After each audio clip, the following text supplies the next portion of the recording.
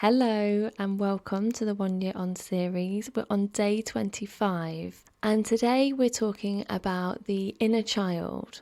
Healing the inner child is becoming a bit of a buzz phrase at the moment, and when I first came across the suggestion, my automatic response was, but I had a lovely childhood. In this episode, we are going to explore how that can indeed be true. However, it doesn't negate the idea that there were moments which you as a child didn't understand, and without the proper information and support to resolve them at the time, went on to inform thoughts, feelings and behaviours as you grew up that may now need to be acknowledged and healed. For anyone listening who has experienced loss or is unable to conceive a baby, it may be wise to skip this episode out. I will be focusing on the child that lives inside us as part of our person rather than a baby, but some of the things I talk about may well be triggers for some, and I want you to know that that is okay.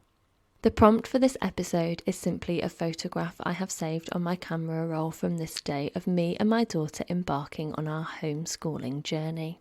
I had no idea it was going to be a round-the-world trip that lasted far in excess of 80 days and only involved leaving the house for the odd walk or to the garden.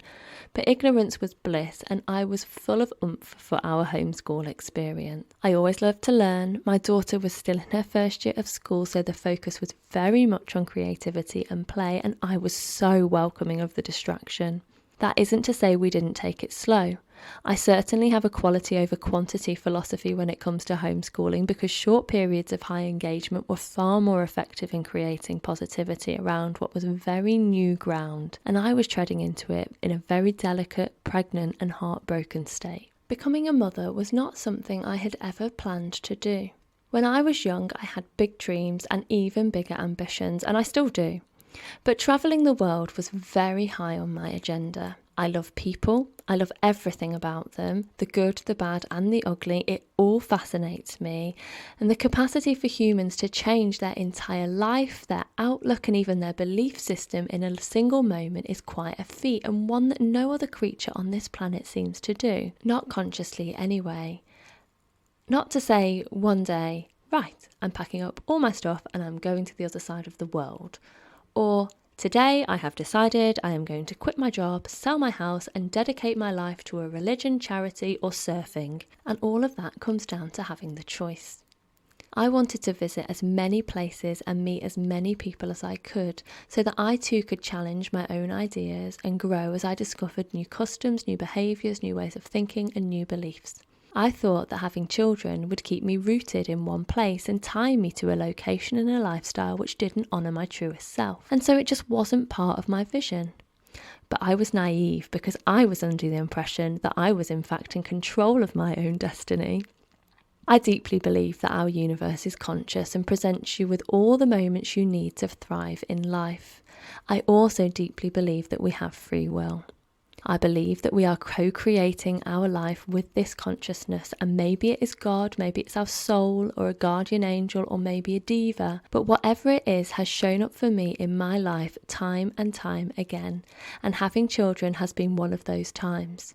The full story of how I became a mother is coming up in the next couple of weeks, so I won't ruin it now, but safe to say I didn't plan to have children, yet I have two beautiful, kind, caring and funny little girls who I love more than life itself.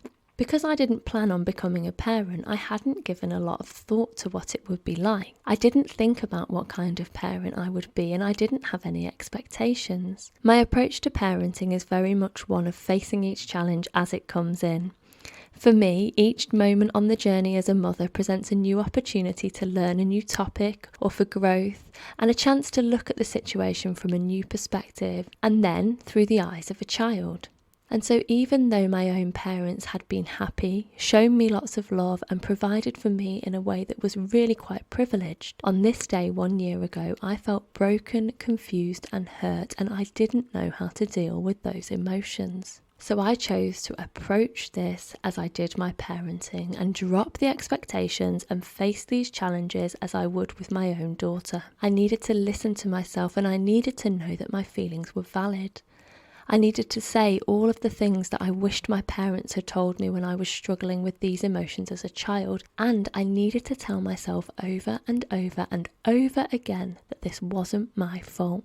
A lot of this healing work was done by means of quiet contemplation. Each day a thought or feeling came in, I put space between it and my response, and I tried to look at it objectively. I asked myself what these feelings were and reminded myself that I was now safe to explore this. Releasing the idea that all of these questions or feelings had to be resolved immediately was also an effective way to stave off the overwhelm, as one moment at a time I thought back to how much time, patience and space my daughter needed in her own learning. I still practice this now, and while sometimes I get frustrated that I should have worked all of this out by now, I remind myself that in the same way that we continue to actually read long after we've learned how to read, healing and growth are to be practiced throughout life too, and if we don't take the steps to learn the alphabet, the sounds and the phonics, then we can't ever hope to sit down and enjoy a well-written novel later in life. Thank you for listening, and if you would like to discuss some more about some of the techniques you can use to heal your inner child, then do head over to our Facebook group where we will be discussing this in a little bit more detail. If you're not already in the group, you can find the link on my bio or in the comment section. If you're not already in the group, you can find a link to it in my bio or in the information underneath the video. I hope you have a wonderful day, and I'm sending you lots of love. Bye bye.